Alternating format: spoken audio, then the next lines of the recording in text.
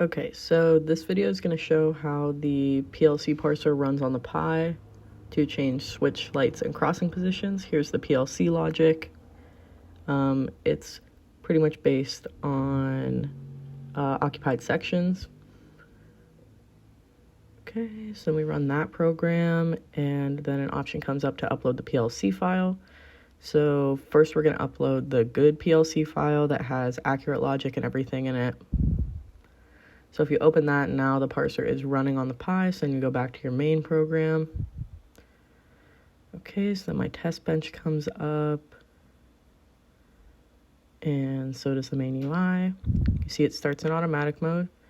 So initially everything's in the default position, which means that the lights are all red. So here are the lights being red.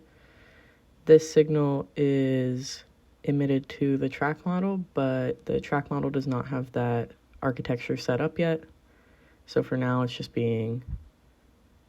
still being emitted to the track model, but it just doesn't show up on her UI yet. So I'm showing you that on my test bench. Okay, all the switches are set to left, which is their default position. Lights are all red and the crossings are all up. Yep.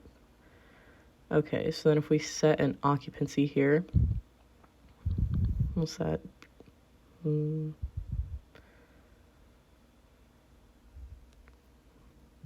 we'll set A1.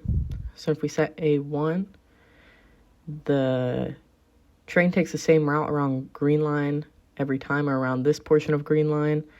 So that means that the light at A1 is going to be green to let that train go back onto the bidirectional part of the track and down to G and H, which means that the light at Z150 is going to be red and the switch is going to be to the left. And you can see that the hardware switch calculations were consistent with those calculated on the software, just as an extra layer of redundancy. So the status is displayed as no error detected. And so if we set another occupancy, let's see, E17, now you're getting close to where the crossing is. So if we check the position of the crossing, we need to let that train get up onto the loop with C, B, and A sections. So you can see that changed the position of the switches, that changed the position of the lights. We still have no error detected with the hardware. And we check the position of the crossing.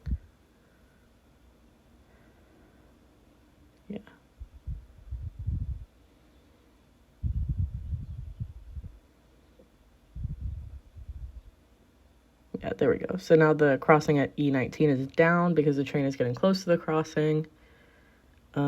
And you see, each of the Boolean authorities is also set accordingly. Like the light at Z150 is red, which means that the authority for that block and a few before it, just to give the train time to stop completely, are set to false. That happens whenever any of the lights are red. And that's calculated after the PLC file is done parsing. So you see here we cleared the occupancies, so this whenever we're receiving no occupancies, and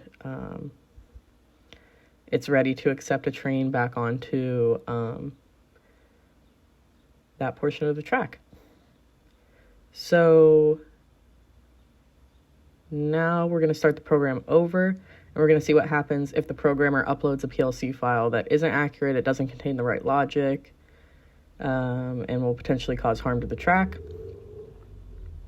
So we're going to go here and upload wrong PLC.txt to the parser. If we look at what that file says, it literally just says wrong. It doesn't have any of the accurate logic that the parser is prepared to read. So then go ahead and run the main program again. And then as soon as we send in an occupancy, we'll see what happens here. Of course, everything starts in the default position as it did last time. Just go ahead and set A1.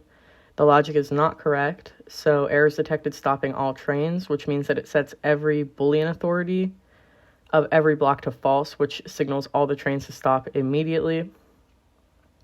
And it does this for every block within the wayside if it detects that there's an error with the hardware and it's not creating the right logic.